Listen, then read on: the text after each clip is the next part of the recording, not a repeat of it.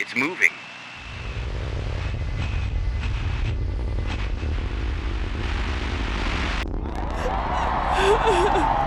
They didn't just come. They knew we would welcome them in. This technology will change the world. We will no longer be afraid of disease. I can hear them. They're inside me.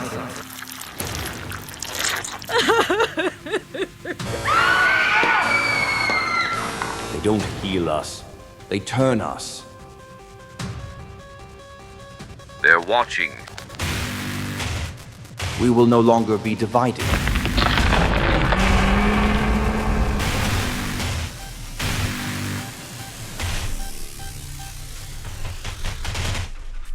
The sky tore open at dawn. At first, it was mistaken for a meteorological anomaly, a shimmer in the upper atmosphere, a twisting, unnatural distortion in the clouds. But as the sun rose, the truth became undeniable. The world watched in frozen terror as something immense descended through the sky, casting an eerie, rippling light over cities and oceans. Dr. Miriam Carter stood among the crowd outside the Johns Hopkins Virology Institute, her breath hitching in her throat as she stared at the Leviathan structure lowering itself into the stratosphere. It wasn't sleek or metallic like the flying saucers of old science fiction. It was organic, alive, its surface rippling like the skin of some deep-sea creature. Long, shifting tendrils pulsed outward, their slow movements hypnotic, as though breathing in Earth's atmosphere for the first time. The broadcast had gone live across the globe. Every news channel carried the same urgent footage. 3 alien vessels the size of small continents had arrived over New York, Beijing, and Berlin. They hovered in place, silent, waiting. Then the message came. It wasn't spoken aloud. It resonated inside the minds of every living human, an unsettling, pressurized voice, not in words but in meaning.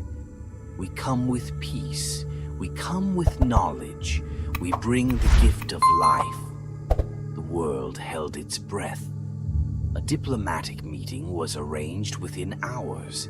The UN scrambled to send representatives, scientists, and world leaders to the designated arrival site, a quarantined military base in Arizona where the first direct face-to-face contact would take place. Miriam was chosen as part of the scientific delegation.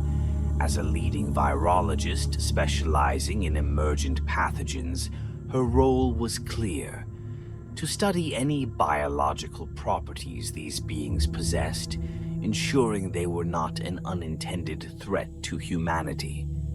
But as she sat inside the military transport, knuckles white against her lap, she couldn't shake the creeping dread in her bones. The world had always imagined invasion. They had never considered infection. The aliens called themselves the Ishari. They emerged from their vessel in chitinous, membranous suits that pulsed slightly as though fused to their very flesh. They were tall, their limbs elongated and multi-jointed, their fingers too many and too thin. Their skin was translucent, threaded with dark, vein-like structures that pulsed in slow, rhythmic motions, as if something moved beneath the surface. Their faces were nearly featureless, no mouths, no noses, only deep black ocular pits that seemed to drink in all surrounding light. Despite their disturbing forms, they radiated something soothing, a biological influence that made humans relax despite their instincts screaming otherwise. Some scientists called it a pheromonal response, others a form of telepathic coercion. Whatever it was, it worked. The Ishari's gift was presented in a spherical containment unit. humming softly in Miriam's gloved hands as she examined it. Inside, a liquid of impossible consistency shimmered, half substance, half light, swirling like living mercury. The Ishari projected their intent into the minds of the human delegation. A cure for your sicknesses, immunity from all biological decay, a better form of life. The US President, the UN Secretary General, and key world leaders deliberated for only 3 days before approving global distribution. Humanity had suffered too much, they said. Pandemics, cancers, neurodegenerative diseases. This was a miracle in alien form. Miriam was one of the few dissenting voices. It was too fast, too trusting. But her objections were drowned beneath the roar of desperation. 3 days later, the first doses were released.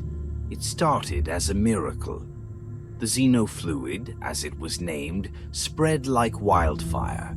Administered in microscopic serum doses, it eliminated disease instantly. Patients with late-stage cancer saw their tumors shrink overnight. Autoimmune disorders vanished. The elderly, the sick, the dying, they healed. The world celebrated. Then the first case appeared. A man in Houston, one of the early recipients, woke screaming in the middle of the night, his wife unable to console him. He clawed at his arms, shrieking that his skin was moving, his veins crawling. When medics arrived, they found his blood had thickened, shifting under his flesh like something alive. By morning, his limbs had stretched, his fingers had fused, and his pupils had vanished. 3 days later, more followed. Hospitals overflowed with the afflicted, once healthy patients writhing as their bodies betrayed them. Some underwent tissue hardening, their skin forming plates of dense chitin, bones snapping as their spines elongated. Others bled from the eyes, their retinas dissolving into milky gelatin. A few simply collapsed, their insides turned to something thick and pulpy, their bodies rotting while they still breathed. Miriam worked tirelessly in the lab, her horror mounting as she analyzed blood samples. The results were undeniable. The xenofluid wasn't healing humans. It was altering them. On the 5th day, a nurse in Chicago went missing from quarantine. Security footage showed her stumbling through the hospital corridors, her arms too long, her skin already turning waxy and translucent. The footage ended abruptly. She had vanished without a trace. And the Ishari, they said nothing. They had stopped responding to human communication altogether. By the end of the first week, entire cities were under lockdown. But it was too late. The xenophage wasn't spreading by contact. It was spreading through the air. The Ishari had lied. This wasn't a cure. This was the beginning of something else. It wasn't a disease. Diseases had patterns. They followed rules. They had causes, bacteria, viruses, fungi, something to be studied, something that could be understood. But this was a rewriting of biology itself. Dr. Miriam Carter hadn't left the lab in nearly 72 hours. The smell of chemicals clung to her like a second skin, mingling with the stench of rotting tissue from the bodies stacked in cold storage. The government had officially stopped using the word pandemic. They were calling it xenophage syndrome now, a feeble attempt to name what was happening, to control it, even as control slipped further and further away. The infected weren't just dying, they were changing. Outside, the world was collapsing into chaos. Cities had sealed themselves off, enforced by emergency martial law. The media downplayed the reality under orders, but Miriam saw the truth. People were vanishing. The afflicted were being rounded up, taken away to quarantine sites, but few ever returned. And the Ishari, silent, gone. The massive biostructures that hovered over Earth like pulsing tumors in the sky remained. But the aliens themselves had withdrawn. They had made their move, and now humanity was left to rot. Miriam exhaled sharply, glancing down at the body on the table before her. A former scientist, once Dr. Alan Patel, now something else. His skin had ruptured along the spine, split open like a cocoon that never fully released its contents. Chitinous ridges had formed along his arms, curling like hooked talons. His fingers had elongated, stretching past the limits of human anatomy, his jaw unhinged, filled with new teeth that had no business being there. But the worst part was his eyes. They weren't his anymore. Miriam had seen this in others, the infected losing their irises, their pupils expanding into endless black pits. But Alan's had gone further. His retinas had turned into something else entirely. They shimmered, reflecting light like insectoid lenses, as though he was no longer seeing the world the way a human should. But the real horror was what came after death. She had examined 16 bodies today, but Alan's was the first to do this. As she stood over him, the sterile light buzzing softly, his chest moved. Not a breath, not a twitch, a shift, like something inside was trying to crawl upward. Miriam took a step back, her fingers tightening around the scalpel in her hand. The body was dead. It had been for 6 hours, but his ribs were moving, shuddering like something pressing against them from within. Then, with a wet, ripping sound, they spread apart. A new limb, something wrong, jagged, barely formed, shot upward through the ruined flesh, reaching for her. Miriam moved on instinct, lunging for the containment door. She slammed her fist against the emergency lock, sealing the lab just as the body convulsed violently on the table. From the other side of the reinforced glass, she watched as Dr. Alan Patel's torso split open completely, his ribcage curling backward like the petals of a grotesque flower. From within the cavity, something emerged, slick with thick, pulsing tissue. It twitched, unsteady, like a newborn struggling to stand on twisted, malformed limbs. And then it screamed. Not in pain, not in confusion. It screamed with purpose. The sound hit Miriam like a physical force, high-pitched clicking, layered, a frequency that seemed to vibrate inside her skull. The room shook, lights flickered, and in that moment she understood. This wasn't a transformation. This was a birth. Xenophage syndrome wasn't mutating humans. It was turning them into something else entirely, something that shouldn't exist, something that wanted out. The first mass disappearances happened that night. By the time Miriam escaped the lab, armed guards were already evacuating critical personnel. But it wasn't a containment effort anymore. It was a purge. Cities burned as the infected began to move on their own, breaking out of quarantine, drawn by something unseen. The first reports came from Berlin, then Beijing, then New York.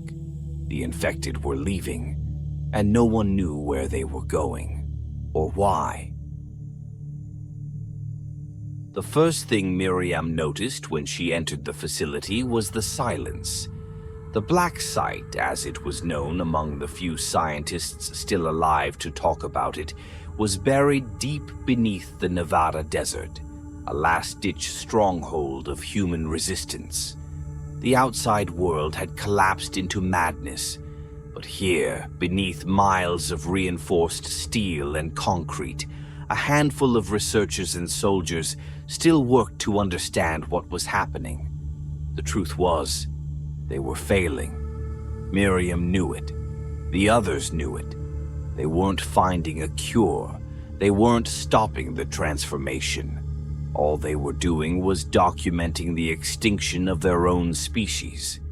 She walked past the containment chambers, glass pods filled with the infected, their bodies grotesque and unrecognizable. Some still looked vaguely human, their skin stretched over chitinous exoskeletons, their fingers fused into curling, jointed claws. Others had lost all form, their bodies little more than writhing masses of tissue and bone, shifting and pulsating as though unfinished. And then there were the worst ones, the ones that still spoke. Miriam stopped in front of Subject 087, a woman in a tattered hospital gown, her skin glassy and translucent, her veins visible beneath the surface like black roots burrowing through flesh. She looked up when Miriam approached. Her lips had fused together, her mouth nothing more than a smooth, featureless patch of skin. But somehow the words still came. "It doesn't hurt anymore." Miriam gritted her teeth. "What doesn't?" The woman's head tilted, her swollen pupils dilating. "Being human." Miriam stepped back. It was happening faster now. The infection wasn't just changing them, it was replacing them. And it was winning. That night, Miriam sat in the control room, sifting through files, staring at the same data over and over again, trying to find something, anything, that made sense. There had to be a pattern, a reason, a purpose behind what the Ashari were doing. Then, at 3:46 a.m., the alarms went silent. Not blaring, not malfunctioning, just gone. A hum filled the air, deep, resonant, like something massive and unseen had awoken beneath the earth. And then, they spoke. Not in words, not in sound, in thought. The Ashari had never communicated like this before. They had always been silent, unreachable, watching from above while humanity drowned in its own blood and bone. But now they wanted Miriam to listen. She felt her mind torn open, her thoughts peeled apart like raw muscle, her body no longer her own as she was dragged into something vast and incomprehensible. She was no longer in the lab, she was floating, suspended in an ocean of memory, not her own, but something older, deeper, endless.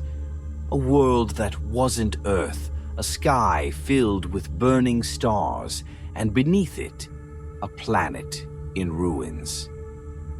Miriam watched as an alien species stood on the edge of oblivion, their bodies sleek and tall, their forms almost familiar. The original Ishari. But they were dying. Their world was collapsing, their bodies failing, their civilization falling into decay.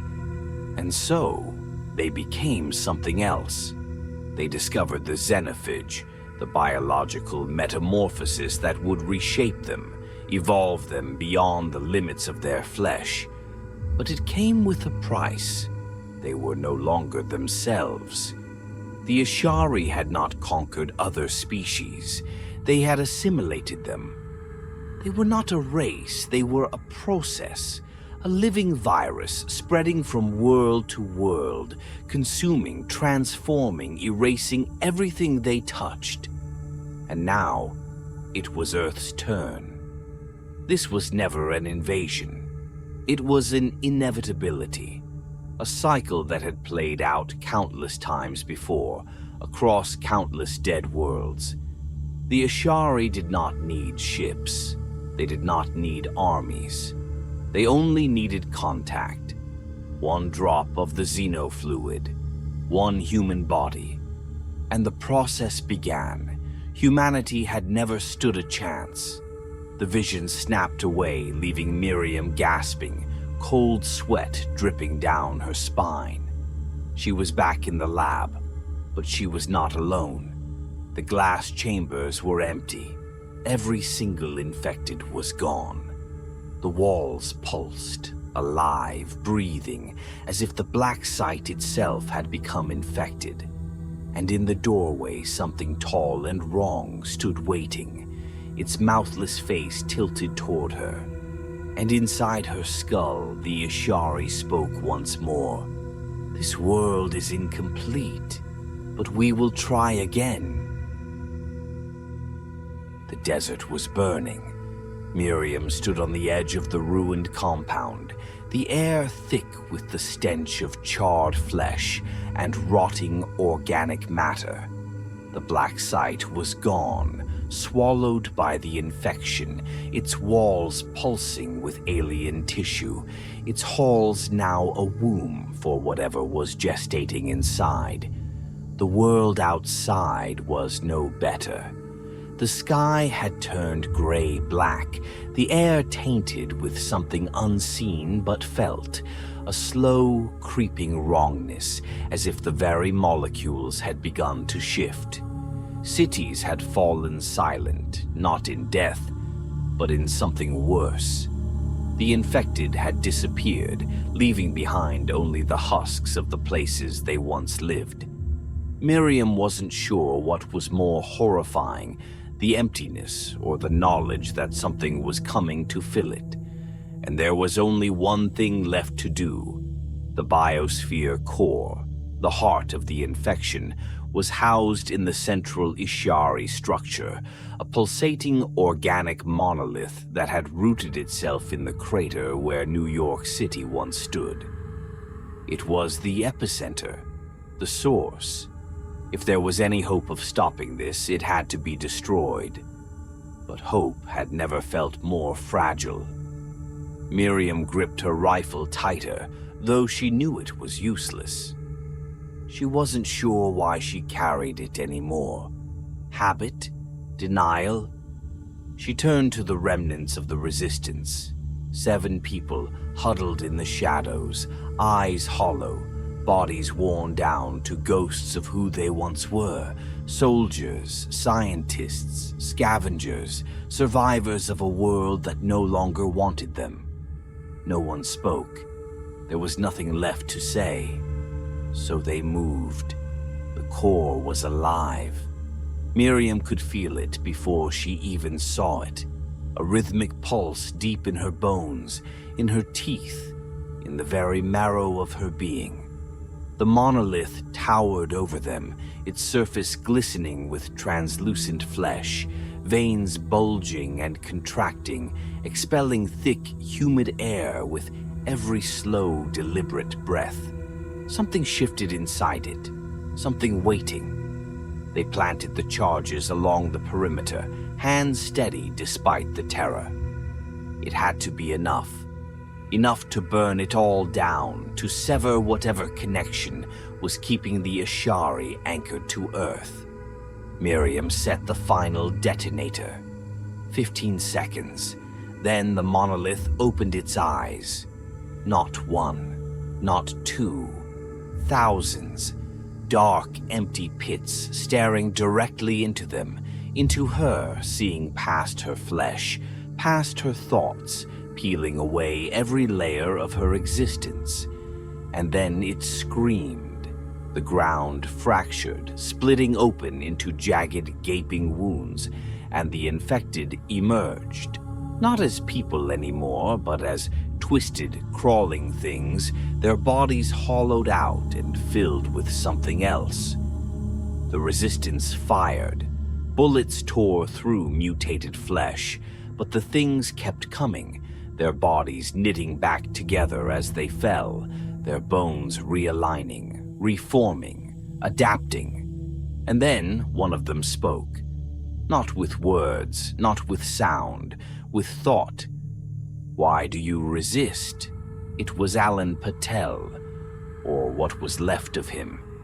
His head was elongated, his eyes fully black, his skin a glassy, translucent film stretched over shifting muscle. "We are you now." Miriam pressed the detonator. The world erupted in fire and blood. For a moment she thought it had worked. The core collapsed in on itself, fire consuming its organic mass, its veins rupturing in great, spewing arcs of blackened ichor. The infected screamed and convulsed, their bodies tearing apart, their voices warping into inhuman wails. But then, the sky split open. Something vast and unfathomable loomed above them, its form too immense, too incomprehensible, shifting between dimensions, between realities. This was not the end. The Ishari had never intended to stay in this form. They were shedding their last traces of humanity, ascending into something else, something far worse. Miriam fell to her knees, watching as the last of the infected dissolved, their bodies unraveling into filaments of pulsing organic strands, twisting together, forming something new, something unrecognizable, something waiting to be born. The fire hadn't stopped the process, it had accelerated it. And as the first tendrils of the new Ishari reached toward the earth, toward her, she finally understood. They hadn't come to invade. They hadn't come to conquer. They had come to become. And humanity was already gone.